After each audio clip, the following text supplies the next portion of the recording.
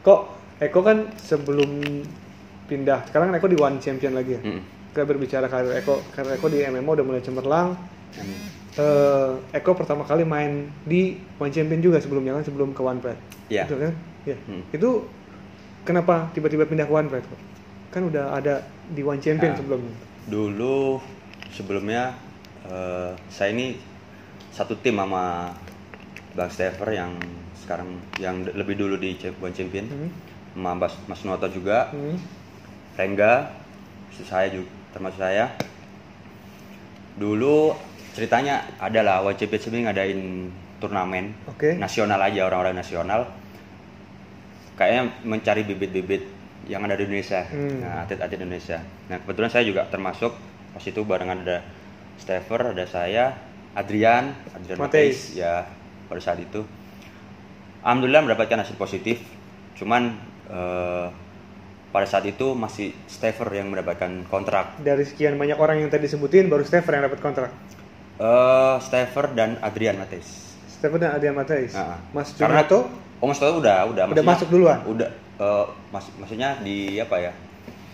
Di kelas utama istilahnya. Itu udah nggak masuk, bukan turnamen istilahnya. Iya. Ini masih turnamen kita. Udah. Setelah itu saya coba nunggu lagi jadwal. Belum ada panggilan.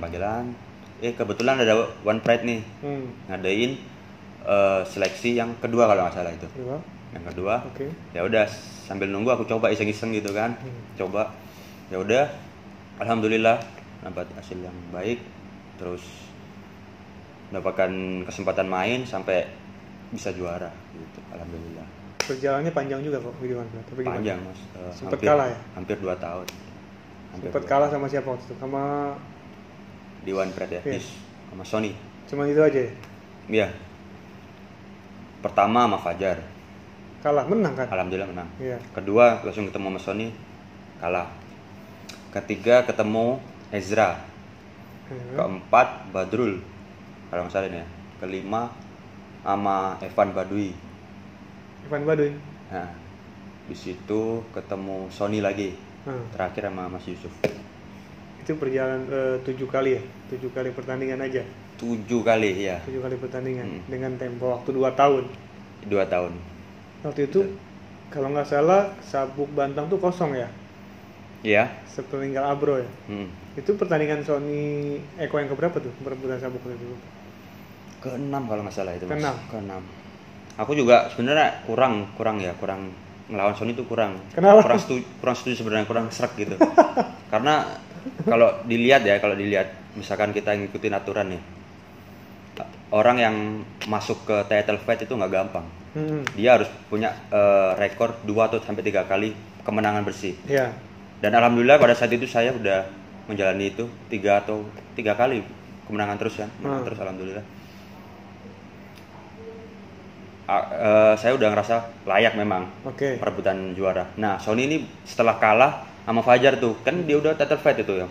Sama Fajar kan. Terus setelah kalah harusnya dia melakoni beberapa pertandingan lagi gitu loh. Sebelum title. Nah tapi pada saat itu dia langsung ketemuin sama saya gitu loh. Dari situ sih yang kurang setuju, kurang serak gitu. Tapi pernah ngomong ke perangkat pertandingan kayak inspektur pertandingan? Enggak sih, kayak mau nggak mau kok ini kayaknya yang lain belum siap. Mungkin hanya Sony mungkin yang siap. Ya ini kesempatan saya, mau nggak mau saya jalani aja. Itu jawaban dari promotor waktu itu? Gitu jawabannya? Karena belum ada yang siap, mungkin Sony yang masih betulan di situ siap. Ya udah saya mau nggak mau saya siap. Gitu. Waktu itu kalau nggak salah Eko pernah ditawarin tanding lawan Fajar rebutan gelar. Kenapa nggak mau? Gimana ya? Dulu satu tim ya. Dulu satu tim. Sama-sama satu camp. Iya, satu camp. Dia di Bandung, saya di Jakarta kan. Tetap maksudnya kayak hubungannya masih terlalu erat gitu loh. Kalaupun kita jalanin, kita main pun setengah-setengah gitu loh Mas, nggak lepas gitu loh kalau aku pikir.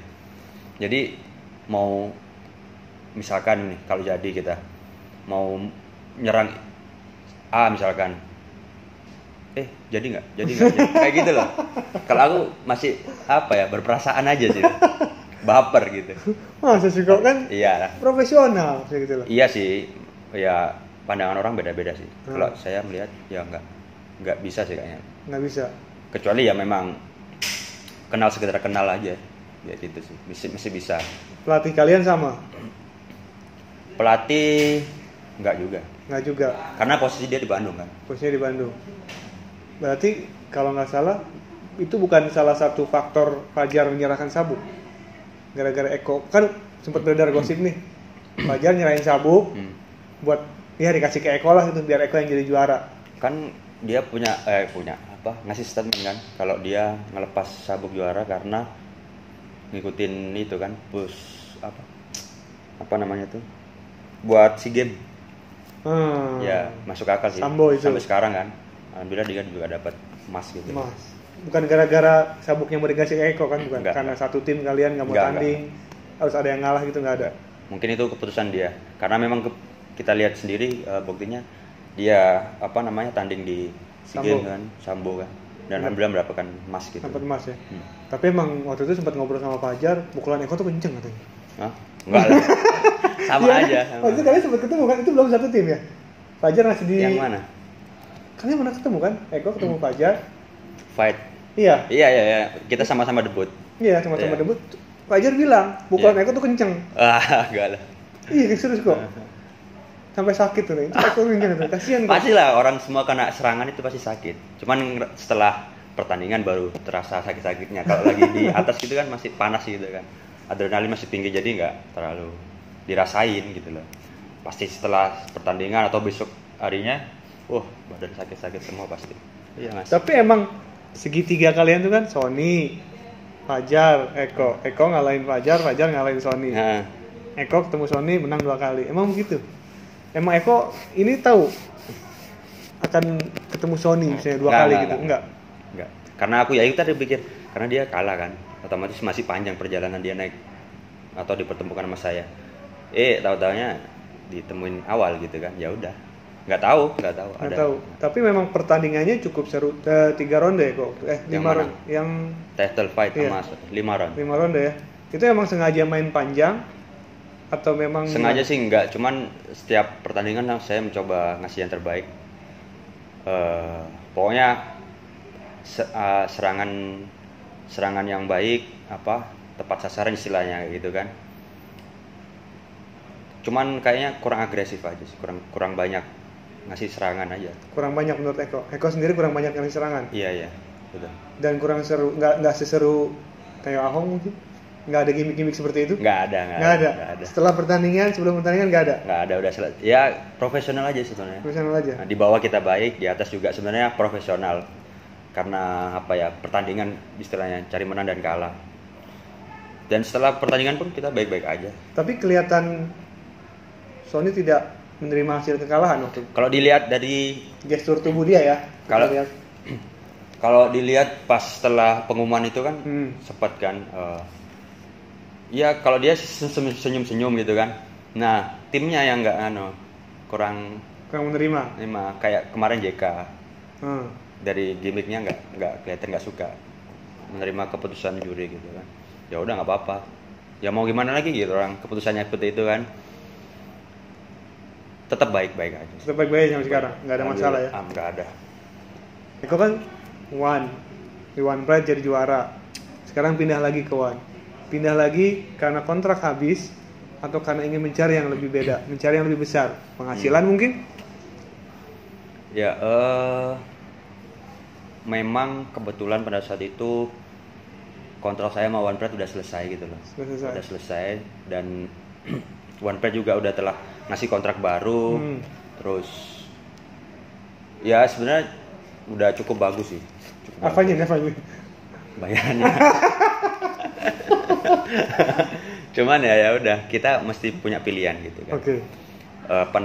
Saya sebenarnya punya impian. Ya setiap orang atau setiap manusia punya impian atau cita-cita gitu kan. Nah saya ini punya cita-cita ya lebih jauh lah daripada juara nasional gitu kan. Ya sebenarnya nggak ada masalah sebenarnya. Garis besarnya nggak ada masalah sama One Pride. Nggak ada ya. Kontrak saya udah selesai, One Pride udah ngasih kontrak baru dan balik lagi putusan kepada saya. Aku udah ngobrol sama tim juga. Ya udah keputusannya nggak meneruskan gitu loh. Tadi Eko bilang jumlahnya lumayan besar. Itu naik berapa persen dari sebelumnya? Eko kan megang sabuk nih. Masih lebih besar tawarannya. Dulunya di One Pride. Kayaknya 2 kali lipat. 2 kali lipat? Karena pasti step by step sih. Pasti naik. Kalau kita dapat rekor bagus, pasti pihak One Pride juga ngasih harga yang baik. Berarti bisa naik terus itu. Kalau kita gini, 2 kali lipat dalam digit berarti di atas 2 digit. Iya, bisa jadi. Enggak, kemarin kontraknya. Iya, 2 digit. 2 digit. Kok bisa jadi? Sulap bisa jadi. Iya. 2 digit. 2 digit. Nah, datanglah One nih. Set. One datang duluan atau One Pride duluan yang kontrak? Yang mana? Yang setelah kontrak habis dengan One Pride. One datang. One Pride datang atau sama-sama datang? One Pride dulu. One Pride dulu. One Pride dulu ya kan. Minum. Maaf. Minum larutan. Lagi sariawan katanya. Mas Eko ini ngomongnya agak sedikit-sedikit gitu kan. Sedikit malu. Ya. Jadi gimana? Ya One Pride sih. One Pride duluan. Karena apa namanya? Kebetulan kontrak saya udah habis, terus One Pride ngasih kontrak baru. Ya saya harus menyelesaikan dulu gitu lah. Sebelum saya istilahnya ke pertandingan lain dah. Etikanya nggak baik gitu. Misalkan kontrak saya masih jalan terus sana ikut juga. Iya gitu kan, nggak bagus. Ya urusan sama One Pride udah selesai, baru saya bisa ngomong sama yang lain kayak gitu. Berarti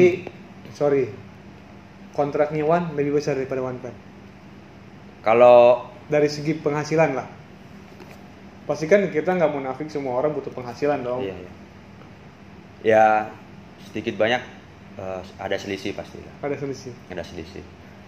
Dan jenjang karir juga yang di sekarang juga di One Championship istilahnya lebih tinggi lah. Karena levelnya juga lebih jauh beda. Asia gitu kan. Asia. Jadi kita juga udah ngambil keputusan itu, kita juga mesti berjuang lebih keras lagi gitu loh. Kayak gitu sih Mas. Ngomong-ngomong sekarang karir Eko kan sudah mulai nanjak gitu kan. Sudah mulai ya masuk Asia gitu lah. One Champion biarpun kemarin pertandingan pertama kalah kan lawan Abro. Poin ya kok kemarin Pak? Poin ya. Main pukul-pukulan tuh Pak. Di atas. Striking. Sebenarnya udah antisipasi punya banyak game plan gitu kan. Cuman kesalahan memang pure dari saya sendiri juga. Tim udah ngasih support yang 100% dibilang. Orang di belakang ini udah benar-benar support. Cuman baik lagi kalau aku evaluasi dari video balik, memang kesalahan dari saya sendiri. Gitu. Kecewa nggak tuh? Kecewa pasti. Kecewa pada diri sendiri, terus ngecewain banyak orang gitu kan. Ya setiap pertandingan bagi saya buat pelajaran sih. Menang pun kalah itu buat pelajaran. Gitu ya kan. Eko berkarir di dunia bela diri yang MMA ini kan keras. Orang tua ngizinin kok. Sebenarnya dari tinju sih, zaman tinju enggak. Kalau bapak ya masih oke. Kalau ibu terus keluarga besar masih sayang gitu lah Pak. Setuju nggak setuju? Mau nggak mau, tapi alhamdulillah dapat pasti dikasih doa ya, biarpun tidak mendukung tapi didoain. Iya ya karena biar nggak terlalu mendapatkan cedera yang parah misalkan kayak gitu kan. Terus pokoknya hal-hal yang nggak diinginkan lah, doa kan penting. Waktu juara megang sabuk One Pride, Eko nelfon orang tua, ibu? Ya pasti. Masih tahu ibu langsung? Masih tahu. Apa reaksi ibu gimana kok? Senang ada sedihnya juga sih. Mas sedih kenapa kan juara? Iya, senang pasti ya. Cuman ya sedihnya ya kita berantem gitu loh istilahnya kan. Pasti ada cedera A, B, C gitu. Sedihnya di situ sih. Orang tua kan kepikirannya cedera, ada cedera yang parah gitu kan. Cuman ya alhamdulillah saya meminimalisir cedera itu seperti apa, kayak latihan yang benar, terus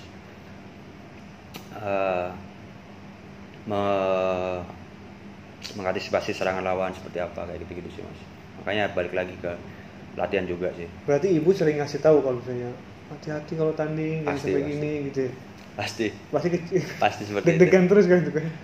Ibu kalau didengar dari ceritanya nggak pernah ngeliat langsung, istilahnya kalau TV nggak pernah mau terus lihat. Terus taunya diceritain? Diceritain setelah hasilnya gimana gitu. Hasilnya doang. Nah, di sepanjang saya bertanding itu dia doa terus ceritanya gitu. Iya. Doa itu cerita dari siapa? Dari ibu sendiri dan adik saya. Begitu. Ibu nggak mau nonton gitu kan. Wedi itu takut katanya. Takut gitu kan. Nggak tega katanya gitu kan. Dia cuman doa terus zikir terus gitu kan. Ya udah, mungkin dari situ juga kekuatan doa ya seorang ibu. Berarti Eko benar-benar anak cowok satu-satunya yang emang rata-rata anak cowok deket sama ibunya mungkin. Enggak juga. Kebanyakan sih. Kebanyakan. Gitu. Tapi sempat ngasih sabuknya ke orang tua enggak? Ya kalau pas pulang pasti dia mana sabuknya gitu. Oh gitu ya. Iya. Bawa. Sempat foto-foto gitu sama ibu. Sempat. Gitu ya. Kok luar biasa nih kan. Masih belajar terus. Belajar terus. Tanding lagi kapan kok? Ada jadwal? Belum. Ya mungkin karena kondisi seperti ini ya, kita juga nggak bisa minta pertandingan, atau pihak sana juga kayaknya masih mikir dulu deh kayaknya. Karena mungkin di Indonesia sendiri juga risiko besar kok ya. Ya terus korban juga makin banyak gitu kan. Ya mau nggak mau ya udah kayak gini aja. Sorry, pandemi ini mempengaruhi penghasilan Eko nggak sebagai seorang? Kalau pekerjaan pengaruh ya, karena tapi balik lagi masih bersyukur masih bisa kerja gitu kan.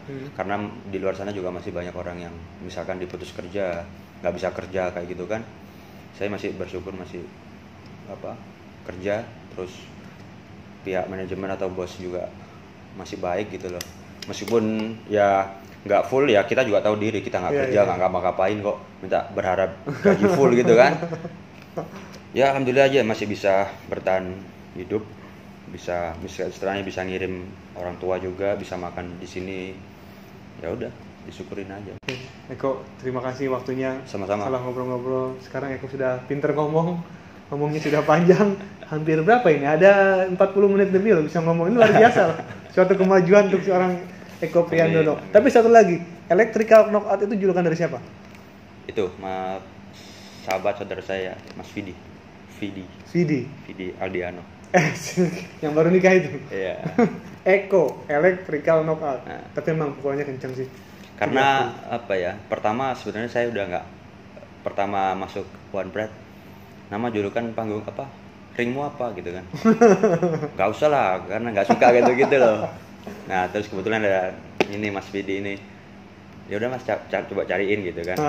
Nah dan saya juga cocok sih karena nggak meniru seorang tokoh atau tapi memang lain.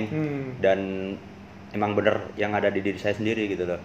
Misalkan electrical knockout, nama saya kan Eko kan. Nyambung gitu loh, electrical knockout. Electrical itu bisa dibilang kecepatan. Kalau saya mengartikannya gitu. Kecepatan, knockout ya pukulan yang atau serangan-serangan yang keras kayak. Iya, emang beberapa lawan dia yang di One Pride dipukul Eko jatuh bangun sih. Luar biasa emang. Kebetulan terus. Terima kasih Eko sudah memberi waktunya buat saya ngobrol di sini, balik lagi ke Sen. Semoga sukses di dunia, di karirnya, di akhirat, di perjodohan juga. Amin. Semoga ibu sehat. Amin ya Allah. Sampai ketemu lagi di Ngobat, ngobrol bareng teman. Ahmad Eko Prihandono.